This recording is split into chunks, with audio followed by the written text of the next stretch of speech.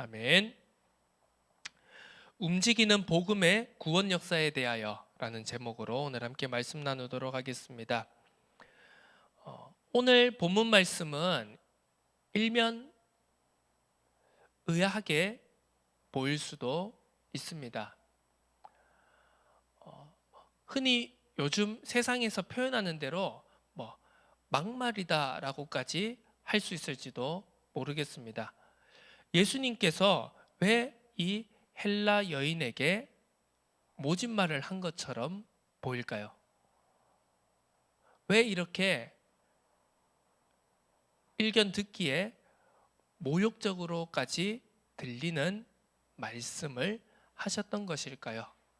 왜 이런 이야기가 복음서에 기록되어졌고, 마가는 이런 이야기를 복음서에 기록했고, 또 그 당시 로마 제국 안에 있는 수많은 믿음의 공동체에, 그리고 오늘날 우리에게 이 말씀이 전달되어진 것일까요?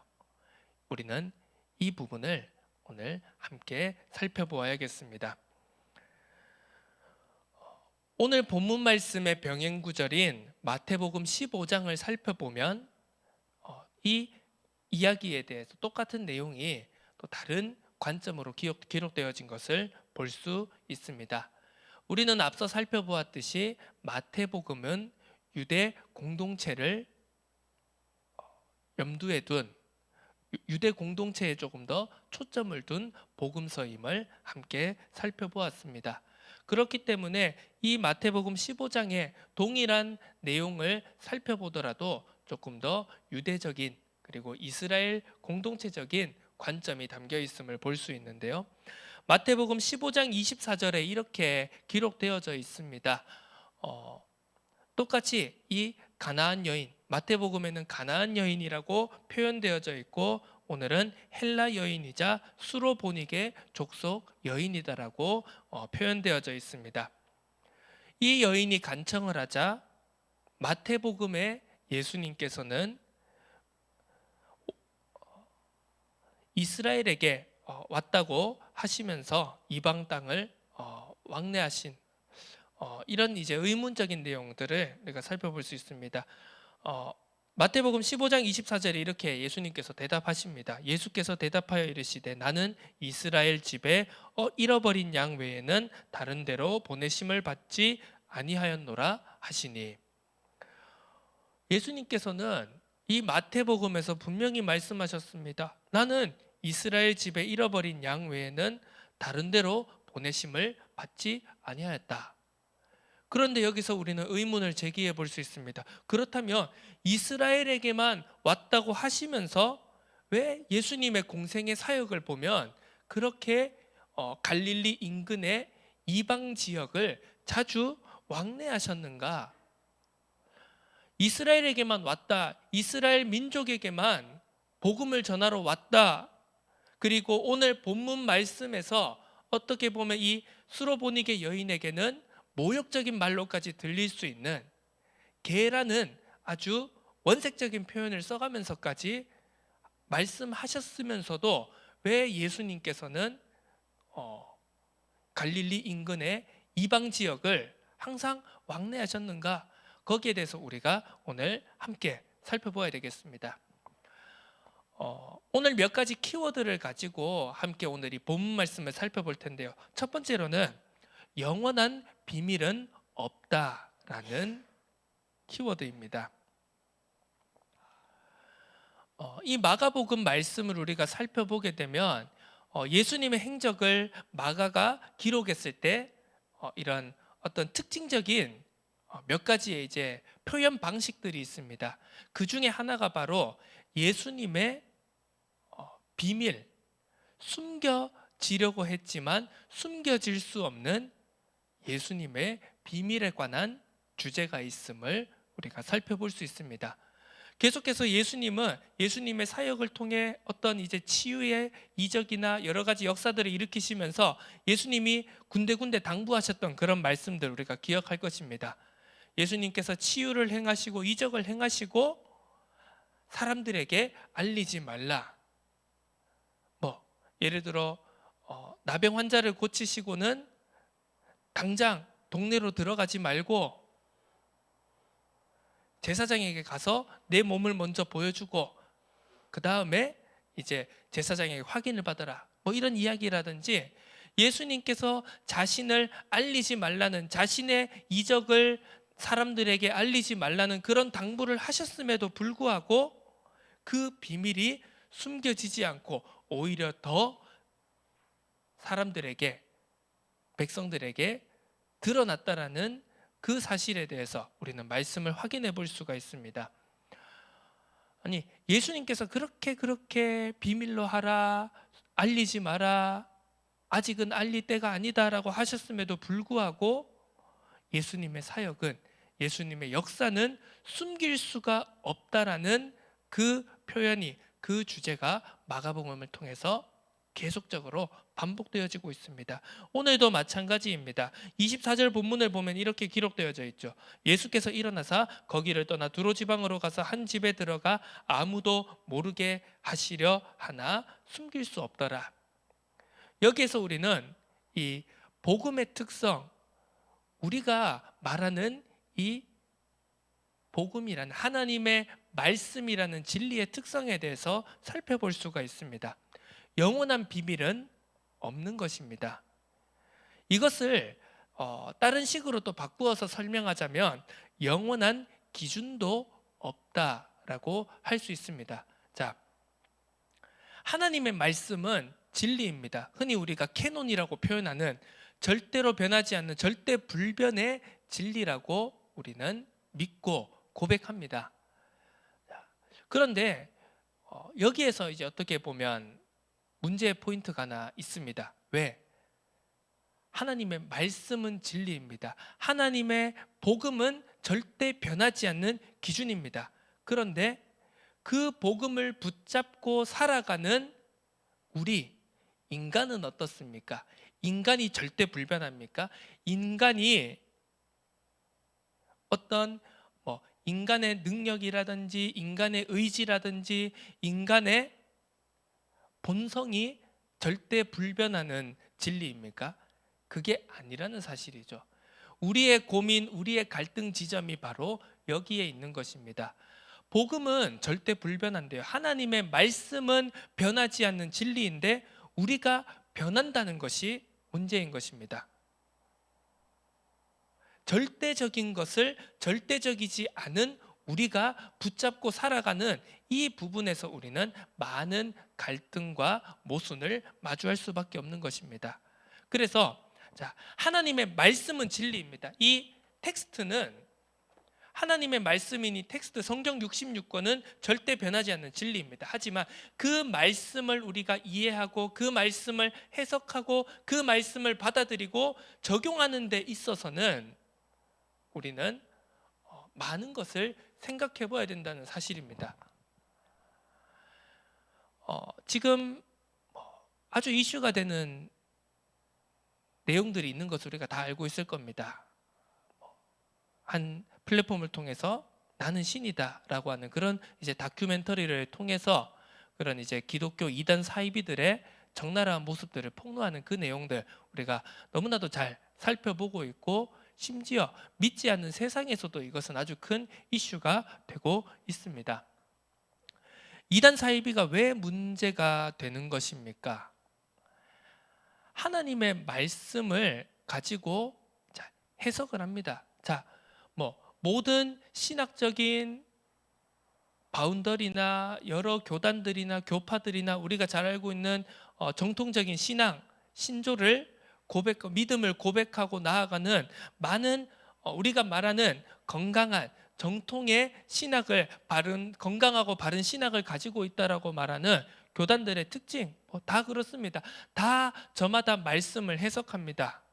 신학마다, 교리마다 이 말씀을 어떻게 해석하고 이렇게 적용하는 그런 부분들이 다 다릅니다. 하지만 이 이단 사이비들의 문제는 무엇입니까? 내 해석만이 정답이다라고 주장하는 것입니다. 우리의 교주가 흔히 그 이단 사이비들은 그 교주들을 가리켜서 하나님이다, 메시아다 이렇게 이야기들을 하지만요. 우리가 해석하는 것만이 진리이고 다른 해석들은 다 거짓이다라고 주장하는 것입니다. 그런데 가만히 살펴보면은요, 예전에 시한부 종말론을 주장하면서요, 몇 월 며칠에 예수님께서 다시 재림할 것이다라고 말하는 사람들도 있었죠. 그날에 예수님께서 안 오셨습니다. 그러니까 뭐라고 했죠? 자꾸 자기들의 말을, 교리들을, 주장들을 바꿉니다. 그렇게 하면서 이제 거짓이 드러나는 것이죠. 신천지가 14만 4천 명 차야지 구원이 임한다고 막 그렇게 주장을 하면서요. 결국 이제 그 신도가 14만 4천 명이 넘어가니까요. 또 다른 교리들을 수많은 이단과 사이비들은 다 그렇게 이야기를 합니다. 자기들이 절대적인 기준이라고, 다른 해석들은, 다른 말씀들은 다 가짜라고, 다른 틀린 해석이라고 말을 하면서도 자신들의 기준조차 그때그때 바뀌는 모습 우리가 볼 수 있는 것이죠. 여기서 우리가 생각해 볼 것은 정말 하나님의 말씀을 가지고 하나님의 말씀을 붙잡고 우리가 하나님의 말씀을 사모하고 하나님의 말씀을 붙잡으면서 우리가 가져야 될 자세, 태도에 관한 것입니다. 자, 어떤 해석이, 어떤 교단이, 어떤 교파가, 어떤 신학적인 스탠스가 100% 정답이고 진리다라고 하는 것은 없을 것입니다. 그렇다면 아마 이 땅의 수많은 교단들과 수많은 입장들이 분열되어 있지는 않았겠죠. 하지만 그 속에서 그 여러 가지 생각과 주장들과 해석들과 가르침들, 그것들 속에서도 우리가 가져야 되는 태도는 무엇입니까? 자세는 무엇입니까? 모든 것 속에 흔히 우리가 상투적으로 표현하는 합력하여 선을 이룬다라는 그 하나님의 방법을 우리가 신뢰하고 의지하는 자세, 태도에서 우리가 어떻게 보면 우리의 신앙이, 그리고 우리의 신앙을 통한 열매가 결정지어진다고 볼 수가 있는 것입니다. 영원한 기준은 없습니다. 우리가 해석하고 우리가 적용하고 받아들이는 그 어떤 가르침도 영원한 기준은 없는 것입니다. 항상 변하는 것입니다. 그렇기 때문에 우리는 그 변하는 상황 속에 또 우리 시대적이고 여러 가지 뭐라고 해야 되겠죠? 그런 전체적인 것을 차치하고라도요. 우리 개인 한 사람 한 사람의 삶만 보더라도요. 끊임없이 변화하지 않습니까? 끊임없이 매 순간 상황들이 바뀌고 변화하고 우리에게 새로운 것들이 계속 찾아오는데 그 속에서 우리가 말씀을 어떻게 붙잡을 것인가? 사실은 저도 목회자로서, 메신저로서 이렇게 항상 말씀을 살펴보고 또 제 메시지를 준비하고 그러면 이제 막 많은 것들을 참고하지 않겠습니까? 그러면서 결국은 이것도 말씀의 해석이겠죠. 그런데 이것도 항상 100% 정확하지는 않다는 것입니다. 뭔가 사람이 해석하고 사람이 물론 하나님의 말씀을 대언하고 전하는 것은 맞습니다. 하지만 항상 인간의 연약함과 부족함이 있다라는 것을 인정하고 말씀을 전하는 사람부터 해서 말씀을 받는 사람 모두가 얼마나 우리가 하나님의 말씀을 정확하게 해석하고 하나님의 해석을 풀이하는, 하나님의 말씀을 풀이하느냐, 거기에 초점을 맞추는 것이 아닌 그 말씀을 받아들이는 우리의 자세가 더욱더 중요하다는 것을, 태도가 더욱더 중요하다는 것을 우리가 놓치지 말아야 된다는 것입니다. 지난주 우리가 강단 말씀 장로들의 전통에 관한 본문 말씀을 살펴보면서도 그랬습니다. 더러움의 기준이 무엇입니까? 깨끗함의 기준이 무엇입니까? 무엇이 부정하고 무엇이 정결하다는 것입니까? 그 기준이 사람이 만들어 놓은 기준에 하나님의 뜻이 묶일 수 없다라는 것을 우리는 지난주 말씀을 통해서 생각해 보게 되었습니다. 자, 우리가 인간적으로 생각하더라도 더러움의 기준, 깨끗함과 더러움의 기준이라는 것만 봐도 기준이 각각 다르다는 것을 알 수 있습니다. 자, 지금 우리가 이 전체 세상을 놓고도 살펴보면은요, 자, 지금 어떤 나라는 여전히 손으로 밥을 먹습니다. 손으로 뭐 흙도 만지고 뭐 어떻든 손으로 용변도 처리하고 여러 가지를 하면서도 손으로 밥을 먹기도 합니다. 그런데 그런 문화권에 사는 사람들은 그것이 더럽다고 느끼지를 않죠. 그런데 우리들은 어떻습니까? 그걸 볼 때 더럽다고 느낍니다. 자, 여기에서부터 자, 무엇이 절대적으로 깨끗하고 더럽다, 뭐 과학적으로 뭐 의학적으로 더럽다 깨끗하다 그걸 떠나 가지고요. 이렇게 지금 동시간 안에서 삶을 살아가는 사람들조차도, 이 지구상에 있는 사람들조차도 그 기준이 다 다르다는 것입니다. 뭐 거기에다 대고 야 너희들 더러운, 너희들 정말 더러운 인간들이다, 어떻게 그렇게 하느냐라고 아무리 비판해봤자 무엇인가 그 의견의 차이라는 것은 좁혀질 수가 없다는 것입니다. 그런 식으로 해서는요. 자, 이런 부분들을 우리가 한번 살펴봐야 되는 것입니다. 자, 두 번째로 우리가 살펴볼 키워드는 멈춰 있는 것은 없다라는 사실입니다. 자, 이 가나안 여인에 대해서, 이 헬라 여인이며 수로보닉의 족속이라고 불리는 이 여인에 대해서 마태복음과 마가복음이 함께 이 내용을 다루고 있는데요. 자, 마태복음과 마가복음이 전하는 이 이야기의 이제 차이점이 몇 가지가 있는데요. 그 중에 가장 유의미하고 중요한 차이점이라고 할 수 있다면 특히 이 마가복음에서 마태복음과는 다른 이 스토리의 차이점이라고 한다면, 이 마가복음이 전하고자 하는 차이점의 중요한 핵심적인 단어가 바로 먼저라는 단어입니다. 오늘 본문 27절에 예수님께서 이렇게 말씀하시죠. 이 헬라 여인이 자기 딸이 더러운 귀신이 들렸다, 그래서 예수님께서 고쳐주시기를 원한다라고 이렇게 간구하고 있는 장면 속에서 예수님의 대답입니다. 자녀로 먼저 배불리 먹게 할지니 자녀의 떡을 취하여 개들에게 던짐이 마땅치 아니하니라. 자, 여러분이 지금 이 헬라 여인이라고 생각을 해보시고요. 여러분이 내 딸이 지금 더러운 귀신이 들려서 고통받고 있는데, 그래서 저 예수님의 소문을 들어보니까 저분이 정말 사람으로서는 할 수 없는 뭔가 신적인 능력을 행하고 계시구나, 저분께 간구하면 내 딸이 나을 수 있겠구나라는 그런 간절한 마음을 가지고 와서 지금 간절히 매달리고 있습니다. 그런데 여러분 이 여인의 상황에서 이 예수님의 지금 대답을 들었다고 생각하면 여러분들은 어떤 기분이 드시겠습니까? 아니, 굉장히 모욕적인 말처럼 들리지 않습니까? 자녀의 떡을 취하여 개들에게 던짐이 마땅하지 아니하니라. 지금 자신과 자신의 딸을 개로 지금 비유하고 있는 것이 아니겠습니까? 뭐 일반적이라든지 이걸 그냥 표면적으로 듣는다면 굉장히 모욕적이고 기분 나쁘게 들릴 수도 있습니다. 그냥 인간적인 감정으로 따진다면 더럽네, 지가 뭐라고 우리를 개로 취급하냐 이러면서 기분 나빠서 그 자리를 박차고 떠날 수도 있겠습니다. 하지만 여기에서 핵심이 무엇인지를 이 수로보닉의 여인은 분명히 붙잡았습니다. 개라고 하는 그런 모욕적이고 자극적인 단어에 이 여인은 함몰되지 않았습니다.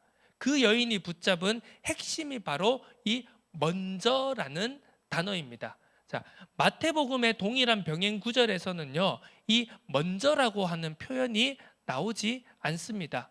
왜냐하면 마태복음은 앞서도 말씀드렸듯이 이스라엘과 유대인 공동체를 중점적으로 염두에 두고 쓴 복음서이기 때문입니다. 하지만 마가복음은 다릅니다. 마가복음은 이방인들에게도, 그리고 특히 지금 로마 교회와 로마 제국의 문화권에 있는 수많은 여러 사람들이 함께 신앙생활하고 있는 그런 믿음의 교회 공동체를 대상으로 쓰여졌다는 사실입니다. 유대인도 있습니다. 헬라인도 있습니다. 그 외에 수많은 다른 인종들이 함께 신앙생활하고 있는 이 믿음의 공동체에서 이 마가복음 말씀을 읽었을 때 이 먼저라는 단어는 아주 큰 의미로 어떻게 보면 절대적인 단어로, 절대적인 의미로 그들에게 다가왔을 것입니다. 먼저라는 단어가 마가복음 속 이 스토리의 핵심이라고 할 수 있습니다. 이 헬라 수로보니게 족속 여인은 자극적인 단어에, 모욕적인 단어에 속지 않았습니다. 그는 핵심이 무엇인지를 분명히 붙잡았습니다. 먼저라는 단어를 놓치지 않았던 것입니다. 그렇기 때문에 여자는 이렇게 다시 대답합니다. 주여, 올소이다마는 상아래 개들도 아이들이 먹던 부스러기를 먹나이다. 우리가 여기에 대해서 이 여인의 믿음을 여러 가지로 평가하고 해석할 수도 있겠습니다. 모욕적이지만 끝까지 믿음을 놓치지 않았다. 끝까지 놓치지 않는 믿음, 끝까지 간구하는 믿음, 이래서 무슨 진돗개 믿음, 한 번 물면 놓치지 않는 믿음, 이런 식으로 우리가 이런 식으로 해석을 하기도 하는데, 사실은 어떤 그런 적극적 사고 방식, 긍정적 사고 방식, 이런 것으로 이 믿음을 해석해서는 우리는 많은 것을 놓치게 된다는 것입니다. 자, 오늘 우리가 이 마태복음의 병행 구절의 말씀과 오늘 이 마가복음의 이 본문 말씀을 함께 생각해 볼 필요가 있습니다. 자, 예수님께서는 이스라엘에게 먼저 오셨다라고 했습니다. 자녀들에게 먼저 떡을 배불리 먹게 한다고 그렇게 말씀하셨습니다. 그렇게만 보면, 그렇게 표면적으로만 살펴본다면 언뜻 예수님은 유대주의자고 민족주의자고 똑같은 선민의식을 가지고 있는 분처럼 보일 수도 있습니다. 하지만 여기서 핵심은 무엇입니까? 예수님은 갈릴리 지역에서 사역을 하시면서도 끊임없이 그의 공생의 기간 중에 이방 땅을 왕래하셨다는 사실입니다. 예수님은 이스라엘에게, 유대인에게 먼저 오셨습니다. 하지만 그와 동시에 예수님은 항상 이방 땅을 향하여 시선을 거두지 않으셨다는 사실입니다. 이방 땅으로 가기를 멈추지 않으셨다라는 사실입니다. 여기에서 우리가 알 수 있고 붙잡을 수 있는 것은 무엇입니까? 하나님의 아들 예수 그리스도의 복음은 동시다발적이라는 사실입니다. 사실은 우리가 한계가 있고 우리가 부족하고 우리가 연약한 인간이기 때문에 많은 것을 함께 보기가 굉장히 힘듭니다. 동시에. 그래서 사람들은 각자 자기가 지금 붙잡을 수 있는 것만, 선택할 수 있는 것만 정합니다. 그래서 예를 들면 그런 것이죠. 보수이면서 동시에 진보인 사람을 찾기는 굉장히 힘듭니다. 이 사람을 지지하면서 동시에 이 사람도 지지하는 사람을 찾기는 우리가 굉장히 힘든 것이죠. 그런 사람들을 좀 부정적으로 말해서 세상에서는 줏대가 없는 사람이다, 회색 분자다, 이렇게 평가절하하기도 합니다. 하지만 우리는 세상의 기준에 따라가서는 안 되는 사람들입니다. 복음이, 예수님의 생애가, 그리고 이 예수님의 생애를 기록한 복음서가, 또 성경 말씀이 우리에게 무엇을 말하는지를 정확히 붙잡아야 하는 것입니다. 복음은, 하나님의 말씀은 절대 어느 한쪽을 말하지 않습니다. 두 가지를 동시에 다 말하는 것입니다. 일견 말씀을 본다면, 복음서를 본다면 예수님이 결국은 예수님도 유대인이네, 예수님도 선민의식에 사로잡혀 있는 거 아니나, 이렇게 볼 수 있지만 동시에 예수님은 항상 이방 땅을 드나드셨습니다. 유대인에게 복음을 전하시면서도 정말 그 순간순간에 필요한 이방 땅에 버려지고 소외되어지고 하나님을 떠나 육신적으로 영적으로 고통받는 그들을 외면하지 않으셨다는 사실입니다. 포기하지 않으셨다는 사실입니다. 그렇기 때문에 거라사 지역에 그 귀신 들린 자가 구원받았고요. 또 오늘 이 어떻게 보면 그 당시 유대인들의 사고방식으로서는 구원받지 못할, 멸망받아 마땅한 이 이방 여인의 딸이 고침을 받은 것입니다. 여기서 우리가 생각해 볼 것은 무엇입니까? 우리는 그렇습니다. 우리가 복음 받았으면 다 끝났다. 그리스도 모든 문제 해결이니까 이제 우리는 아무 걱정이 없다. 아무 문제가 없다. 그렇게 이야기를 하지만요. 그게 맞습니까? 그게 사실입니까? 그게 아니지 않습니까? 우리가 영접해도 우리가 구원받은 하나님의 자녀라고 하지만 그럼에도 불구하고 우리에게는 수많은 어려움들이 찾아옵니다. 수많은 현실적인 갈등과 고통들이 찾아옵니다. 여기에 대해서 우리는 어떻게 신앙생활을 해야 됩니까? 그 수많은 문제와 현실과 갈등 속에서 우리는 어떤 자세를 가지고 어떤 중심을 가지고 어떤 우리의 신앙의 고백을 가지고 하루하루를 살아가야 합니까? 이 당시 말씀을, 이 마가복음 말씀을 붙잡았던 초대교회 성도들도 마찬가지 아니었을까요? 아니, 메시아라고 하는데요, 구원자라고 하는데 하나님의 아들이라고 믿고 고백하고 신앙생활을 살아가는데 그들의 현실은 어떻습니까? 여전히 그들은 로마 제국 안에서 소외된 자들이었습니다. 소수자들이었습니다. 약자였습니다. 핍박받는 자들이었습니다. 그런 현실적인 상황 속에서 이 진리의 말씀, 능력의 말씀, 절대 불변이라고 하는 하나님의 아들 예수 그리스도의 복음의 말씀을 그들은 어떻게 붙잡아야 됐을까요? 성경은 우리에게 분명히 말하고 있습니다. 고난이 그대로 있지도 않습니다.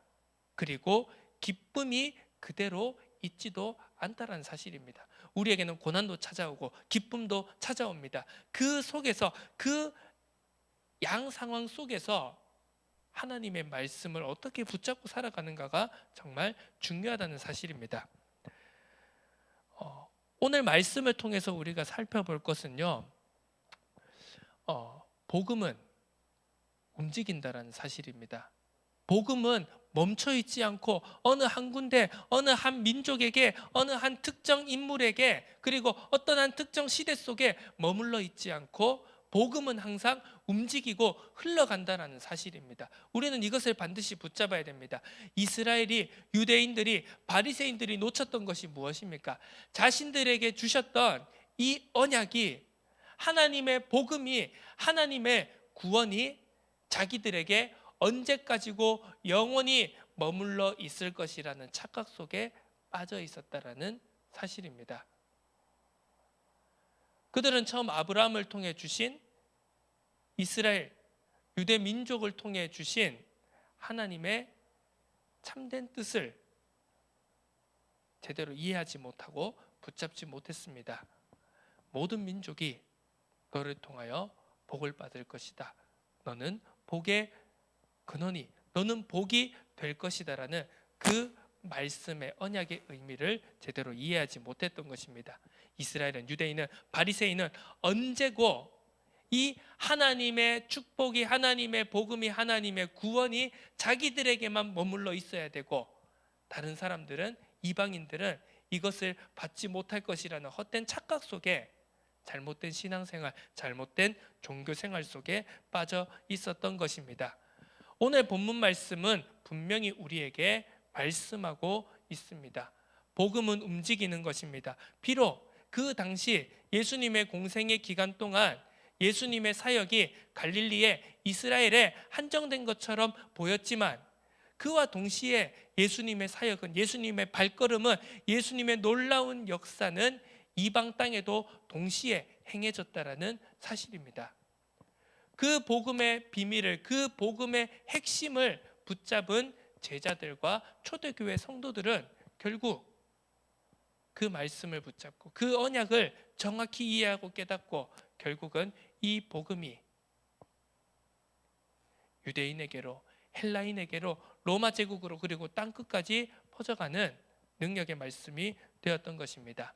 구원이 이스라엘에게만 있지 않고 모든 족속 만민에게 있을 것이라는 복음의 이 비밀을 우리가 절대로 놓쳐서는 안 되겠습니다. 말씀을 정리하도록 하겠습니다. 오늘 이 말씀은 소망인 동시에 경고라고도 할 수 있습니다. 이 당시 핍박받고 어려움을 당하던 초대교회 성도들에게도 그러했을 것입니다. 이 말씀이 분명한 소망이었을 것입니다. 왜? 영원한 핍박은, 영원한 고난은 없기 때문이라는 분명한 메시지가 그들에게 전달되었기 때문일 것입니다. 이 소망은 세상에 대한 소망입니다. 지난주 우리가 강단 말씀을 통해서도 살펴봤듯이 악인의 영원한 흥함은 없다라는 것이 성경 말씀의 핵심적인 가르침입니다. 의인의 영원한 고통도 없다라는 사실입니다. 의인은 반드시 그의 믿음으로 구원받는다, 살리라는 그 말씀을 우리는 분명한 소망으로, 분명한 언약으로 붙잡아야 합니다. 하지만 동시에 오늘의 이 말씀은 나 자신에 대해, 믿는 우리에 대한 경고의 말씀으로도 받아들여야 됩니다. 복음은 항상 움직이는 것입니다. 구원의 역사는 항상 움직이는 것입니다. 그런데 우리는 항상 내가 멈춰 있는 것처럼 여겨집니다. 영원히 과거에 내가 받았던 그 은혜가, 과거에 받았던 그 역사가, 응답이, 축복이 영원히 계속 그대로 있을 것만처럼 착각을 합니다. 하지만 그게 아니라는 사실이죠. 우리는 끊임없이 말씀을 통해서, 언약을, 복음의 말씀을 통해서 우리 자신을 확인하고 점검해야 됩니다. 우리가 이 복음서 말씀을 통해서요, 이 유대인들, 바리새인들의 틀린 것을 보면서 쟤들은 어떻게 저렇게 어리석고 멍청해서 말씀을 저 따위로 받았을까라고 생각해서는 안 된다는 사실이죠. 우리들도 언제든지 이 바리새인들과 헛된 종교 생활에 빠진, 율법주의에 빠진 유대인들과 같이 정체되어 있을 수도 있다는 그 사실을 우리는 항상 놓치지 말아야 하는 것입니다. 나 자신에 대한 움직이는 복음, 그리고 지금도 역사하고 지금도 흘러가고 있는 하나님의 구원 역사에 대해서, 복음은 흘러가고 있는데, 구원의 역사는, 하나님의 구속사는 지금도 흘러가고 있는데, 나 자신이 여전히 내 연약함에, 내 각인뿌리 체질에, 내 기준에, 내 체질에, 내 고정관념에 그대로 묶여있고 멈춰있다면 우리는 하나님께서 우리에게 주신 복음의 많은 응답과 역사를 놓칠 수밖에 없다라는 사실입니다. 복음은 지금도 움직이고 있습니다. 하나님의 구원의 역사는 지금도 힘차게 앞으로 나아가고 있습니다. 그 움직이는 복음, 구원 역사에 우리가 담겨 있어야 되겠습니다. 우리가 억지로 한다고 해서 움직이지도 않습니다. 하지만 중요한 것은 무엇입니까? 우리가 그 흐름 속에 우리가 순종하고 몸을 담게 될 때, 하나님의 전적인 절대 계획 속에 우리 자신을 맡기기 시작할 때, 우리의 능력이 아닌 하나님의 은혜로 하나님이 이루어 가시고, 하나님이 계획하시고, 하나님이 이끌어 가시는 그 달려나가는 구원의 역사 속에 우리 자신도 담겨 있을 수 있다는 사실 절대로 놓치지 말아야 되겠습니다.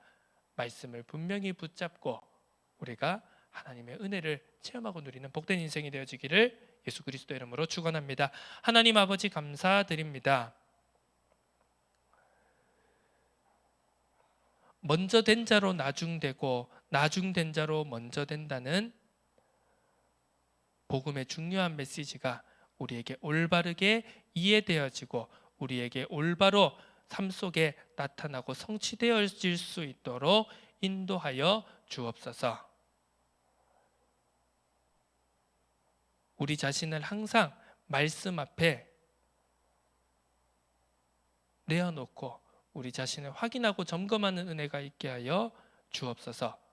지금도 움직이고 지금도 역사하시고 지금도 흘러가고 있는 복음의 구원 역사에 나 자신이 담겨 있는지, 나 자신을 그 속에 맡기고 순종하며 나아가고 있는지를 확인하고 점검하는 은혜의 한 주간이 되도록 축복하여 주옵소서. 감사드립니다. 예수 그리스도의 이름으로 기도드립니다. 아멘.